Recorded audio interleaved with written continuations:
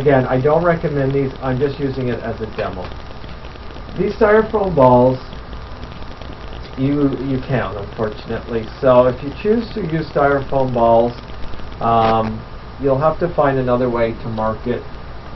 You can simply mark it above. Wherever you're going to put your fleece, you can mark where the black line's going to go above, and then you won't see it at the end. Okay? So I'm happy. There's my line. And now I'm just going to put a little bit of glue on the back.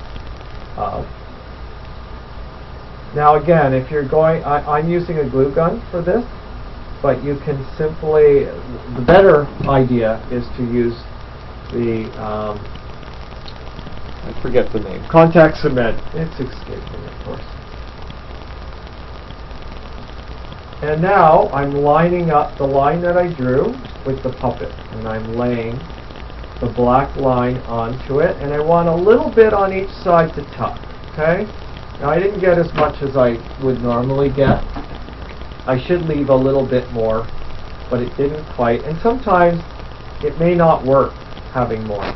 So you might have to just leave it as it is. And I think for these, because I'm using foam and I don't have a lot of give on pushing it or tucking it under really harsh without damaging the eye, I'll probably cut it right off at the surface once it dries.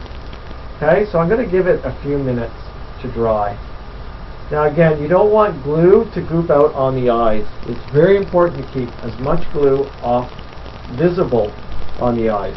You can have more leeway above the eye because again, you're covering it with fleece. No one's going to see it.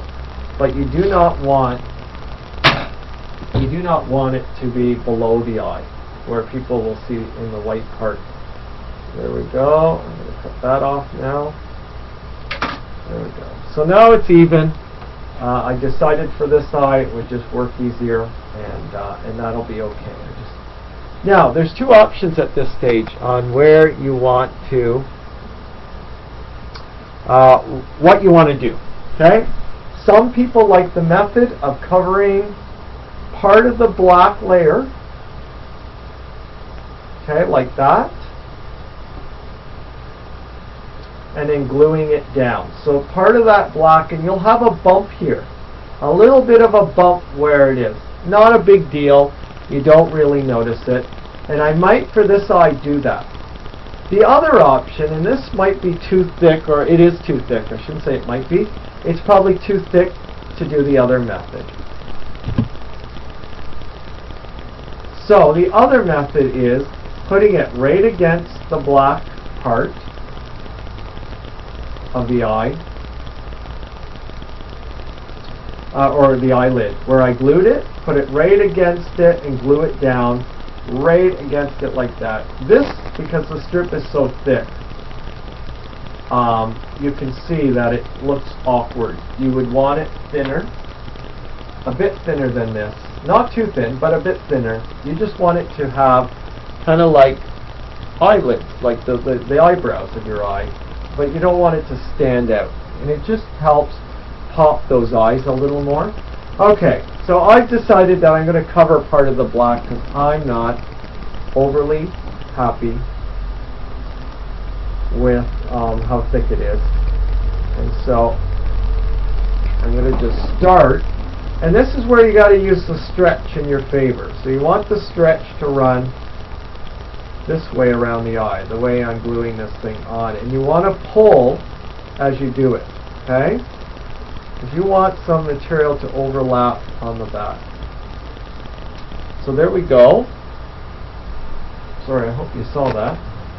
So the stretch runs this way along the material. And once you let that dry enough that you got it down, then you're going to start, because there's a little stretch above, you're going to stretch it above as well.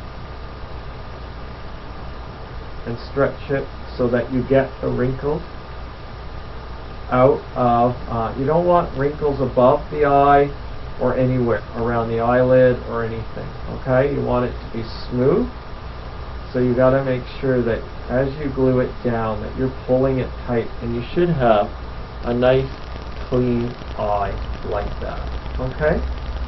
So let me do that by putting glue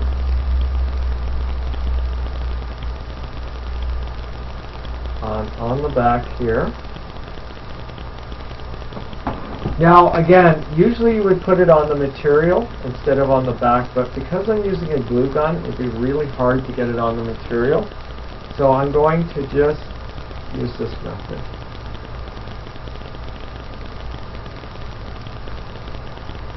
And if I was using a plastic dome, I would be pulling much tighter than what I'm doing here. I'm just scared of deforming the eye, again, deforming the eye because of it being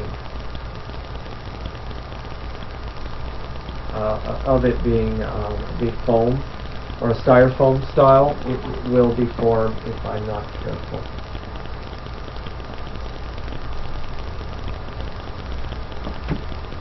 So there we go. Okay. So, there we go. There's one completed eyeball except for the pupil, which I believe the pupil is pretty well the last item you ever put on the puppet, and we will talk about pupils in another video on how to line them and center them up so that it looks like the puppet is looking back at people. But I hope that this has helped you about covering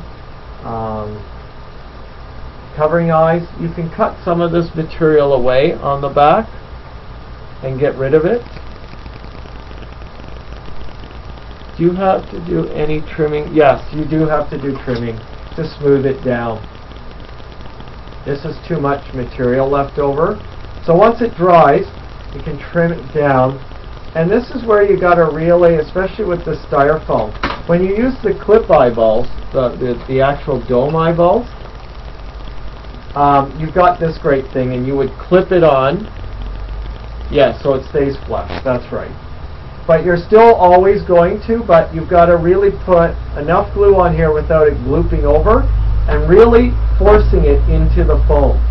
Really holding it into the foam so it dries into the foam and won't just sit on the surface, because you're going to have a gap on the surface like this, because the fabric, no matter what you do, is going to still lift up the eye a bit.